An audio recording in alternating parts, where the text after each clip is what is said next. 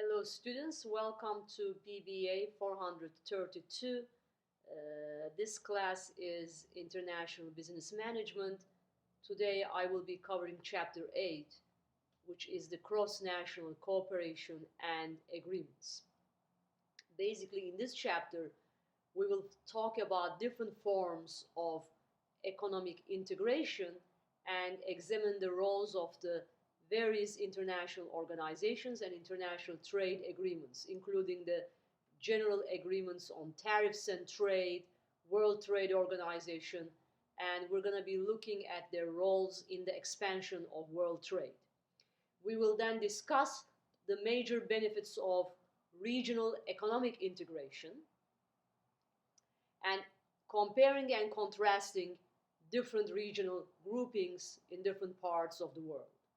And then we will conclude with a discussion of various commodity agreements and producer alliances, including OPEC, Organization for Petroleum Exporting Countries.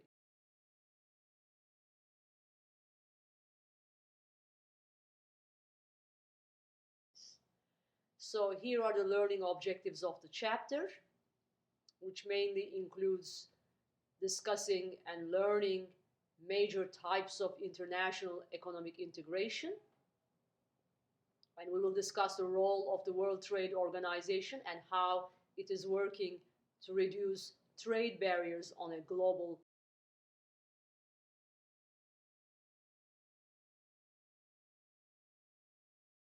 basis. Okay? And if you look at the opening case study, which is all about Toyota's expansion in Europe, I think it's a very interesting case study of regional economic integration and the responses of the European countries to Toyota's expansion in Europe. As you know, Toyota, being the largest auto manufacturing company in the world, sells around, sells different vehicles in different parts of the world, mainly 170 countries and regions. And it also has 54 manufacturing operations in 28 countries and regions outside of Japan. And it also has research and development facilities worldwide. In Europe, Toyota has manufacturing facilities mainly in 6 countries, including France. It also has a number of research and development operations in places like Belgium, the UK, Germany, and France. And as you can clearly see here, it has a very strong presence in European markets. So why has it taken Toyota so long to track into the competitive European market? And why are the European companies now only beginning to feel the pressure from these Asian manufacturers? Many analysts have pointed to an agreement between the Japanese government and the European community, which was a predecessor to the European Union, in which the two players negotiated a quota each year for the number of Japanese cars imported into Europe. So eventually the quota system and other restrictions were lifted in 1999. And Toyota responded by establishing a European Design and Development Center in southern France, which enabled it to capture distinct cost advantages by setting up additional production centers in East Europe. Toyota's European market share and profitability began to grow steadily. Okay, so clearly with the strong presence in European markets, Toyota has developed a strong competitive advantage vis-a-vis the European car manufacturers.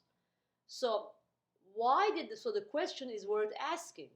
Why did the Europeans try to protect their auto industry from Japanese imports, right? And do you think this was fair to European consumers. So you will see a number of responses by the European governments in the form of import tariffs and import quotas on the Asian car manufacturers. So we will be looking at these different responses when we talk about the European Union. But just bear in mind that Europeans did indeed respond to Toyota's European drive, and in the number of policies, in the form of policies, and some people think that this was not necessarily fair to European consumers because it increases the price of the cars, Japanese cars in Europe, and therefore consumers had to pay the price of the quota restrictions.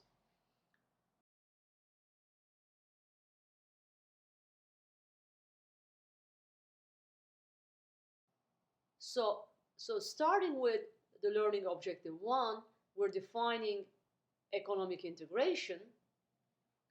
Basically, we use the term economic integration to describe different political and monetary agreements among nations and world regions in which preference is given to member countries. Okay? There are different types of global agreements, economic agreements, starting with global integration, bilateral integration, and regional integration. Okay? Trading groups are important because there is significant influence on the strategies of multinational companies. They define the size of the regional markets and the rules by which the companies must operate. So, there are three major ways to approach such agreements. So we will be looking at three different types of economic integration, starting with the global integration. So in the case of the global integration, countries from all over the world decide to get together and cooperate through a number of organizations, and World Trade Organization is one of them. It's a perfect example of global economic integration. And then we have bilateral integration. In the case of bilateral, two countries decide to cooperate more closely together, usually in the form of free trade and tariff reductions. Some examples for bilateral integration is the North American Free Trade Agreement, the ASEAN Association of Southeast Asian Nations Free Trade Agreement are examples of these bilateral integration. In the case of regional integration, however, a group of countries located in the same geographic proximity decide to cooperate and form a union.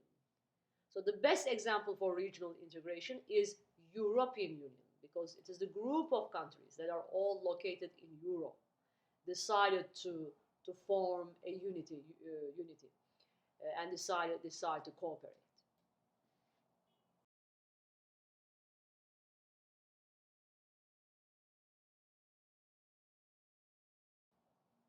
And then in the case of the second objective, 2, we will talk about what the World Trade Organization is and how it has recently, or it has been working recently, to reduce trade barriers on a global basis. So if you look at the predecessor to the World Trade Organization, you will see the GATT agreement, the General Agreement on Tariffs and Trade. This agreement was signed in 1947, in which 23 countries, under the auspices of the United Nations, decided to abolish quotas and reduce tariffs over a period of time.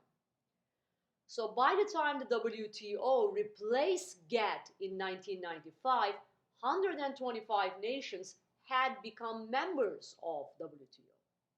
So WTO's mission was to liberalize trade, which enabled the expansion of world trade in the second half of the 20th century. The fundamental principle of GATT was that each member nation must open its markets equally to every other member nation. But this is not something that can be accomplished in a short period of time. So they use this principle of trade without discrimination. Trade without discrimination was the fundamental principle which was embodied in the GATT's most favored nation clause. So they use the most favored nation clause, which is also known as MFN, to promote this trade without discrimination.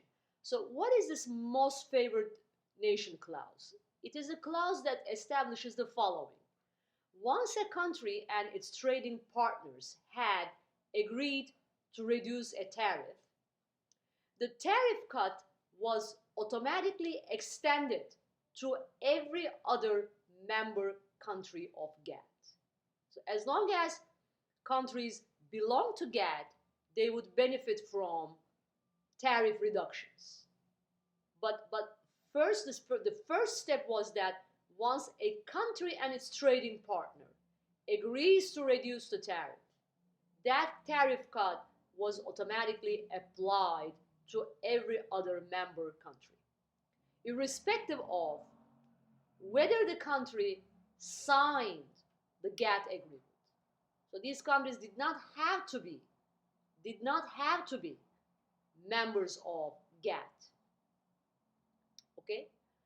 So only the first two countries being the members of GATT, right? They agreed to reduce the tariff, and that tariff cut would be extended to every other member country who were not necessarily members of GATT or who did not necessarily sign the GATT agreement.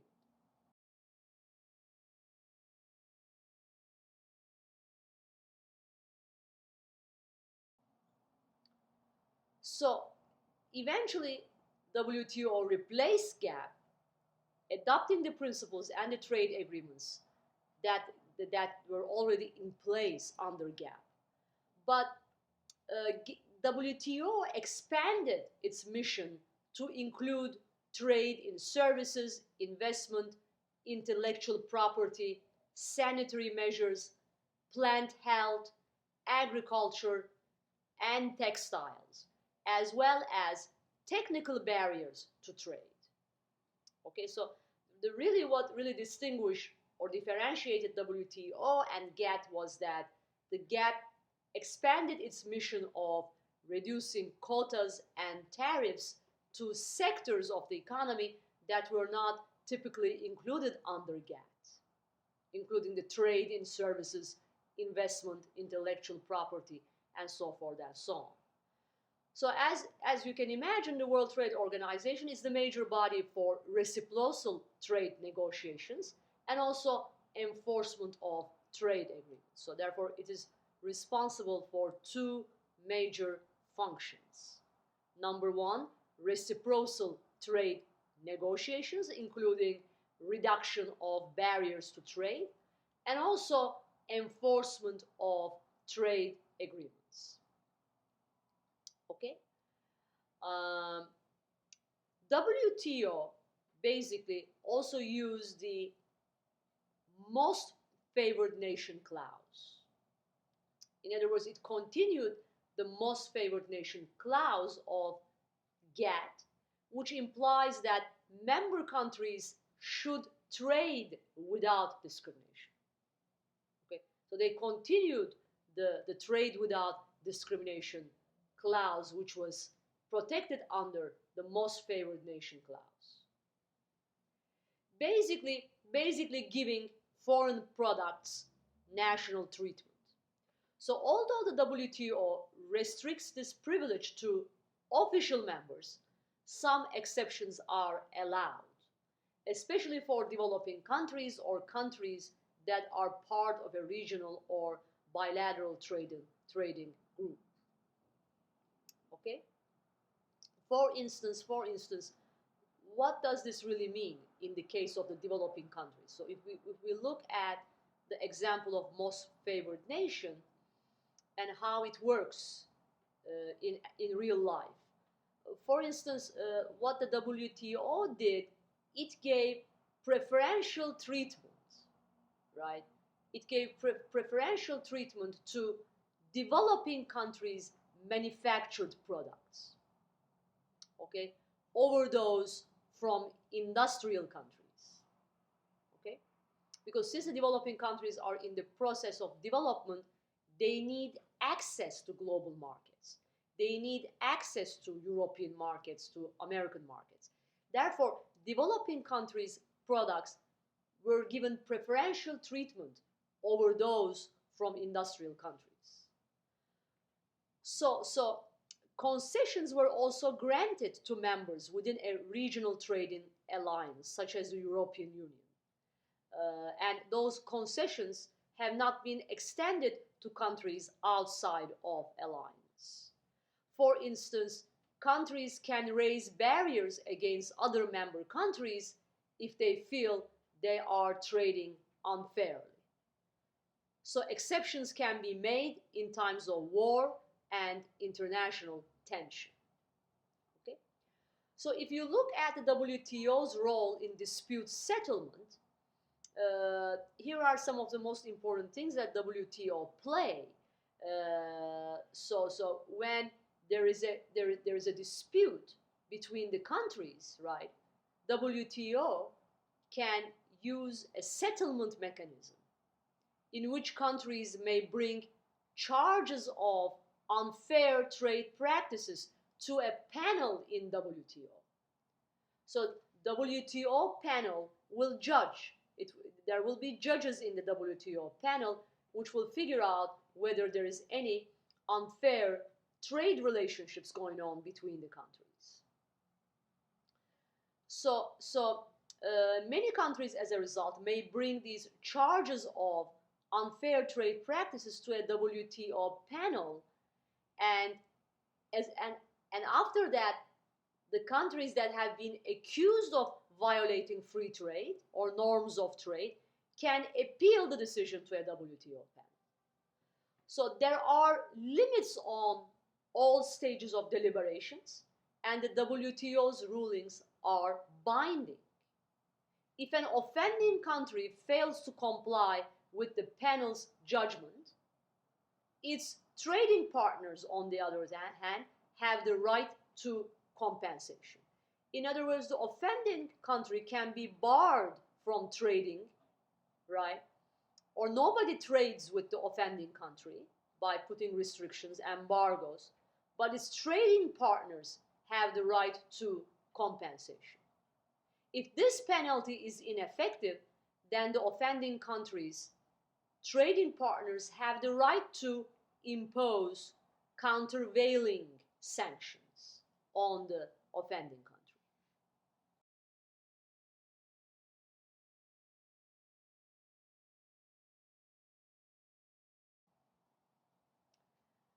So far we have looked at global types of economic integration. The next step is to look at regional economic integration, which includes bilateral agreements as well as regional trade agreements. As I said before, bilateral agreements are in the form of two individual countries, whereas regional trade agreements are reciprocal pacts between two or more partners that lie somewhat between bilateral treaties and WTO. And some of the most well-known regional agreements are the European Union, the North American Free Trade Agreement, and the Association of Southeast Asian Nations.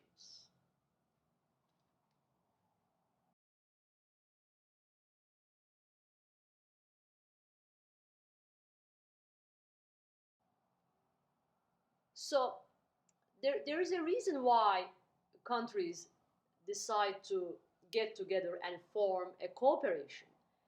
And some people speculate the reasons of why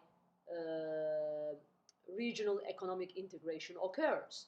When one key reason for that occurrence is basically geography, right? Geographic proximity provides a rationale for unity or unification, right? It's an important reason for economic integration. Geography matters for several reasons. Neighboring countries often share a common history, language, culture, and currency. Unless the countries are at war with each other, they have usually developed trading ties and cultural ties. And obviously, here the geographical proximity reduces the transportation cost, thereby making traded products cheaper in general. Three major types of economic integration are free trade agreements, in which all barriers to trade are reduced among member nations, right? In the case of the free trade agreement, in which all trade barriers, including tariff and non-tariff barriers, are abolished among member nations, but each member determines its own external trade barriers with non-FTA countries. Okay? So in other words, the trade is free in the case of North American Free Trade Agreement, right? Trade is free. All trade to barriers have been removed between United States, Canada, and Mexico. But the United States or Canada individually, they can impose their own tariffs or quotas on other countries, such as China or France or Brazil, right? The second form of economic integration is the customs union. Okay? The second one is the customs union, again, in which all barriers to trade, tariff and non-tariff, are abolished among member nations. However, in the case of customs union, there are common external barriers. Common external barriers are levied against non-member countries. Okay, let's say three countries in the Caribbean. Assume that Bermuda, Bahamas, and Puerto Rico, right? Bermuda, Bahamas, and Puerto Rico decide to form a customs union. They will abolish all the barriers to trade among those three countries. But as a customs union, not individually, as a customs union, they can impose external barriers like tariffs and quotas on non-member states. So those three of them can get together and they can impose tariffs on other countries such as Cuba or Costa Rica. Okay, so those external barriers are established collectively, but not by the individual members of the customs union. Okay, and then the last one is a common market. The common market is the most advanced form of regional economic integration because it goes beyond the reduction of tariffs and non-tariff barriers. Countries can also enhance their partnership and cooperation in a variety of other ways. They remove the tariffs, they remove the barriers to trade. There's a free trade among the member countries. But the other forms of cooperation can occur, such as free mobility of production factors.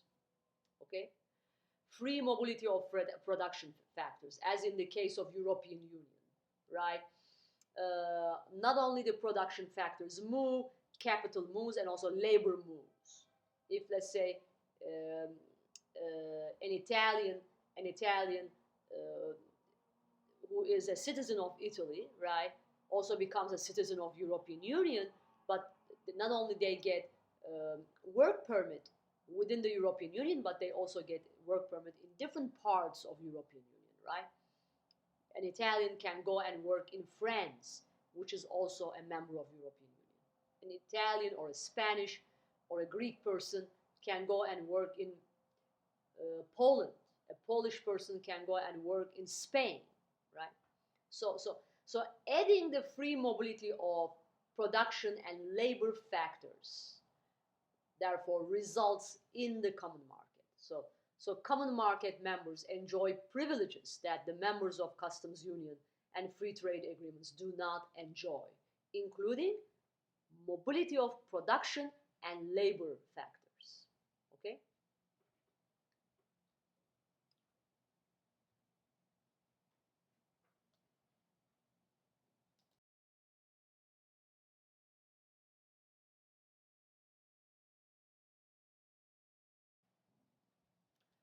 And the other learning objective, our learning objective 3, is to summarize some of the benefits of these regional economic integration. What positive benefits can we get out of these regional economic integration? So it can be summarized in the form of static effects and dynamic effects. Static and dynamic effects of the regional economic integration obviously happens because these integrations, forms of integration, reduce or eliminates the barriers for member countries, producing both the static effects and the dynamic effects. Static effects occur when the shifting of the resources from inefficient to efficient companies happen as trade barriers fall. Okay, so the assumption is that as the trade becomes free, as the barriers fall, there will be a shifting of resources from inefficient to efficient companies. Okay, so dynamic effects on the other hand are the overall growth in the market and the impact on a company caused by expanding production and its ability to achieve greater economies of scale. Okay, one effect of state creation, static effect, is trade creation, right? In the case of trade creation, which is under the static effect, production shifts to a more efficient producer for reasons of comparative advantage. So this allows the consumers access to more goods at lower prices that would have been possible without integration. So companies protected in their domestic markets face real problems when the barriers are eliminated, and they attempt to compete with more efficient producers from different parts of the region. The second static effect of these integrations are trade diversion. Okay, trade diversion. So in the case of trade diversion, trade shifts to countries in the group at the expense of trade with other countries. Okay, trade shifts to countries in the group at the expense of trade with other countries, even though the non-member companies might be more efficient in the absence of trade barriers. Okay, the dynamic effect would be economies of scale. Okay, the second one would be the increased competition. Right, many multinational companies in Europe have attempted to grow through mergers and acquisitions to achieve the size necessary to compete in larger markets. So in other words, there are two static effects and two dynamic effects. Those static effects are the ones that I just talked about, trade creation versus trade diversion, whereas the dynamic effects are the economies of scale and increased competition.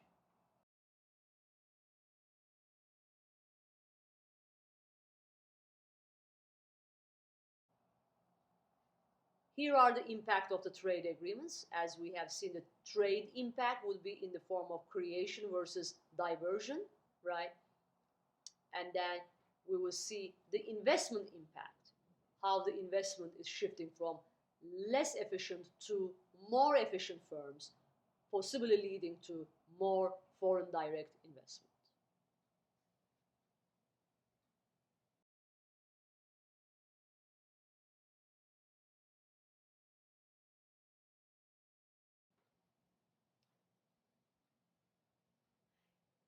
In the next part of my lecture, which will be part 2, we will be talking about the European Union.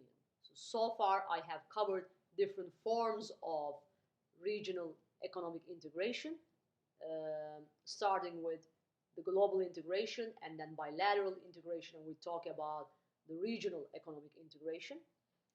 In the part 2 of my lecture, I will be covering European Union as a perfect example of regional trading group. So we will be looking at the goals of the European Union, why the European Union and the governing bodies of the European Union.